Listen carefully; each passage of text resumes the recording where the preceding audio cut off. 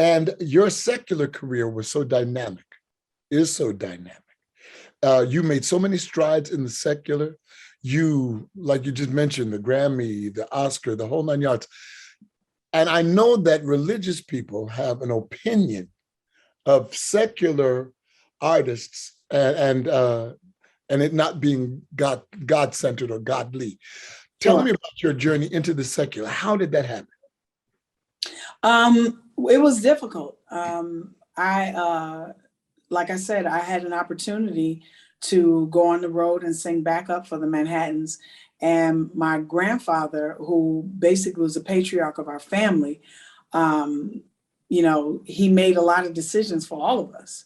Mm-hmm. And, when I said I was going into R&B, his thing was, you were supposed to be the next Shirley Caesar.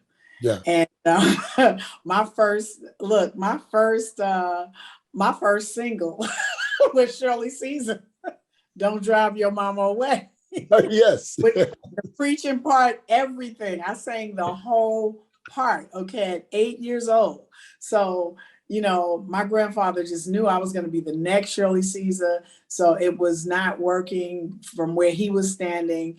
And he was very, very disappointed because I only had 12 credits to go in college and to graduate. And, he couldn't understand that, and his whole thing was, you're not finishing what you started. And it had a lot to do with his legacy because my cousin and I were the first on my dad's side to graduate college. Wow. So this is a major milestone. Mm-hmm. And, I am cutting it short. I am, cutting the line, so to speak, especially from a feminine standpoint. Mm-hmm.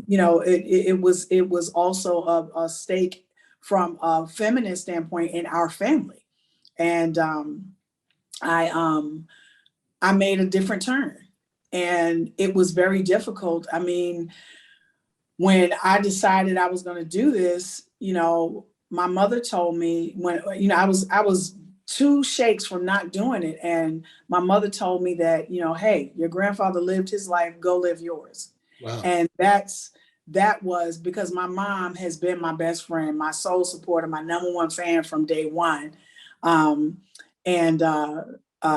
So I heeded her words, and I went out, and 2 years later, I got my own contract. And I think it was a major thing. It was a major move for me. It was hard, but I'm glad I did it. I think from the road I took was the road I was supposed to go down. And when I got my opportunity to do my first gospel album, I think that is where things really started to change for me. I will say, I'll start in church. Mm-hmm. Things changed for me really big in church. Mm-hmm. And then even from some industry people, I remember going to the Stellars one year and being brokenhearted from a DJ that I had known for years, and got in the elevator with him. And he looked me right in my face and said, "Oh, now you want to sing gospel?" And, I said, I don't know if you've listened to any of my records. I said, but there's a gospel record on every record I've ever done, secular or gospel. So what are you saying? God has been with me the whole time. And I found myself like defending myself my first year in, promoting my gospel record. And then, I just heard the master say, you don't need to do that. I got you. Look not at their faces. Mm-hmm. Yep. I ordained you to do this from the day you were in the womb of your mama. So stop tripping. I got you. Go on and walk.